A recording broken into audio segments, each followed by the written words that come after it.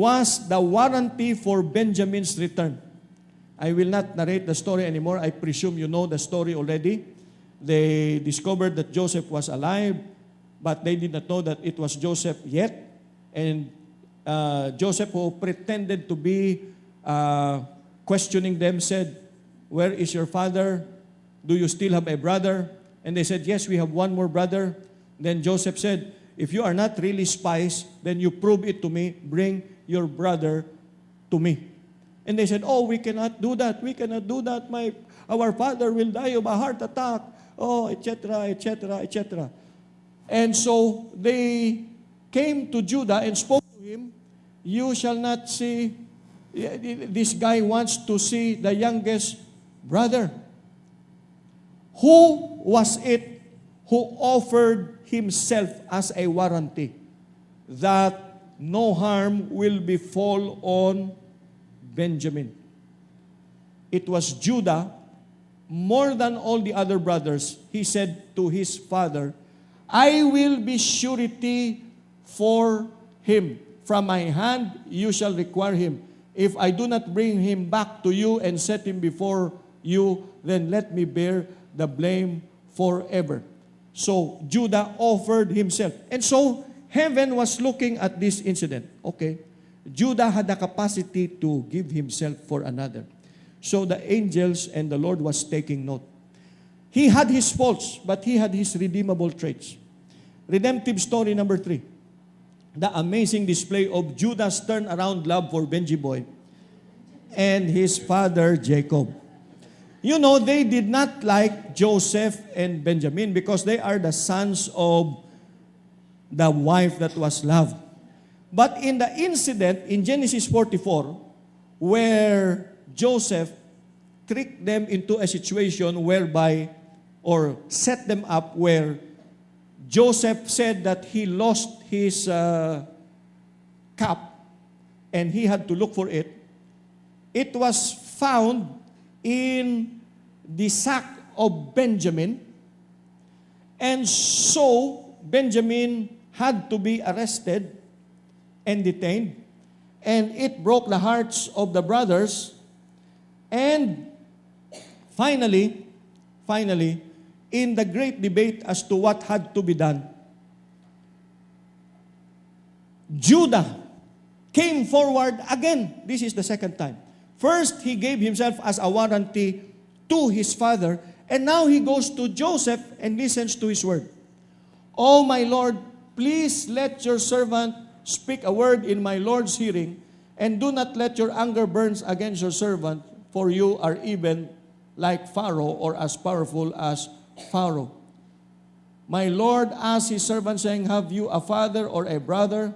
And we said to my Lord," that means Joseph, "we have a father, an old man and a child of his age, who is young. His brother is dead, and he alone is left of his mother's children, and his father loves him." Heaven was listening carefully. Oh, he is the only brother who affirms that this Benji boy is a boy that his father loves. Only Judah recognized, our father loves him. He will have a heart attack. He will have a heart attack. "Sir, please do not detain him. This will be the end of my father. You cannot do that." And he was saying, even if our father does not really love us as much as he does our other brother who is already dead, and this one, please, it's all right. Just let us return him to our father, because his father, who is also our father, loves him. Only Judah made that confession. And so, he said, our father's life is bound up in the life of that lad or that boy. Now, verse 33, "Please let your servant remain instead of the boy as a slave to my Lord, and let the lad go up with his brothers. Please let him go. Let me just stay here as your slave. I am willing to be a slave for you. Just let my Benji boy brother go." because I cannot bear to see the misery that would come upon my father, the father who did not love them as much as he loved Joseph and Benjamin. And yet Judah was making a stand for his father. Analyze Judah's heart. He affirmed that Joseph is of his flesh and blood. He recognized that his father Jacob loved his brother Benjamin very much. He gave his life as a warranty to Jacob for Benjamin's life, and he gave his life again to Joseph as a warranty for Benjamin's life. What was the effect of Judah's action? You just read the rest of the story. I did not include it there anymore for lack of time. Just read it there. At that confession of Judah, Joseph broke down and cried. He could not hide anymore, because he now saw that redemption has come to his family, because one of his brothers who did not love him now said, "Our father loves this boy." And Joseph in his heart said, "This is it. I am now ready to come out in the open." Judah's confession reunited Jacob's family. It paved the way for their regrouping as a complete family. It helped Joseph reintroduce the Lord back into the family, his perfect wisdom and ways, because when they were afraid, "Oh, this guy is going to hit us back," Joseph said, "What you meant for evil, God meant for good." It was triggered by Judah's confession. "Please let me be a slave to you. Just let my brother go." Remember the blessing of Moses to Judah. Moses said of Judah in Deuteronomy 33 verse 7, "This is the blessing of Judah. Hear, Lord, the voice of Judah." Hear, Lord, the voice of Judah. Judah spoke 3 times redemptively. "Do not kill Joseph, he's our brother. I offer my life, tatay, for my brother Benjamin." Then he goes to the prime minister of Egypt, "Sir, I offer my life for my brother Benjamin. Do not harm him. Just let him go." And so Moses now says, "Lord, every time this guy opens his mouth, please listen to him. Hear the voice of Judah. He can speak redemptively. He can speak sacrificially. He can speak lovingly. Hear the voice of Judah. Bring him unto his people. Let his hands be sufficient for him, and be thou an help to him from his enemies." He also assigned the territories of Judah. Moses did the assignment. Later, in succeeding lessons, I will show you the spiritual significance of the positioning. But the story behind the positioning, you will see.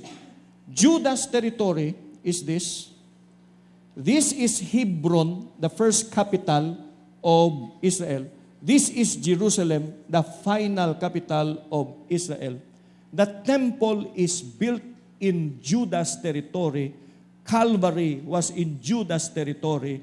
All the major milestones, events, locations of the story of Israel are found in the territory of Judah.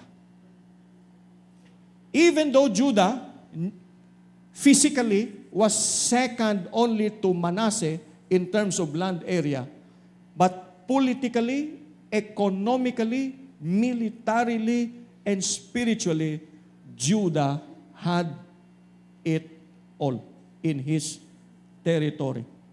So Judah's fourfold blessing from Moses: let the voice of Judah be heard by the Lord. Bring him to his own people. Let his hands be sufficient for him. Be thou, O Lord, be a help to him from his enemies.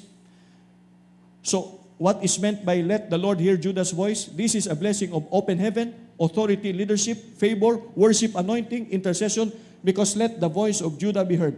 So let open heaven, let heaven be open. Let his voice be heard, meaning give him authority. Let his voice be heard, meaning give him favor. Let his voice be heard, in other words, make him a family of worshiping musicians and singers. Let his voice be heard, let him be an intercessor. Bring him to his people. This is a prayer for the ability to lead and handle people well, acceptance by other tribes, and bonding and strength with the brethren, because bring him to his people. Let him be accepted and loved by his brethren. Let his hands be sufficient for him, Meaning, let the work of his hand be blessed with abundance, with strength. Let him produce a lineage of captains and chiefs and lords and masters. Let them be great. A great tribe, a great people. Now, here is an interesting comment as we move towards the end of this presentation. This was already in the line of David, 1 Chronicles chapter 5, verse 2. And this is written by Ezra. Judah prevailed over his brothers, and from him came a ruler, although the birthright was Joseph's. Grabe niya, this is fantastic. You will remember in Genesis 49, Jacob made Joseph his firstborn by adopting his two sons, Manasseh and Ephraim. But in history, Judah prevailed. Even though Joseph was Jacob's favorite, Judah prevailed. And from him came a ruler. How did Judah prevail? Oh, he prevailed in many ways. He prevailed in population, he prevailed in authority, in leadership, in history, spiritual significance, he prevailed in many ways. Why did he prevail? Here is an important comment of a rabbi who are in the Talmudic tradition studying the Torah. This is what they say. Where penitents stand, even the perfectly righteous cannot stand. I want you to just get the point. Where penitents stand, even the perfectly righteous cannot stand. Where did they get that idea? Isaiah 57:19. Peace, peace to those far and near. Who is far? Who is near? Okay.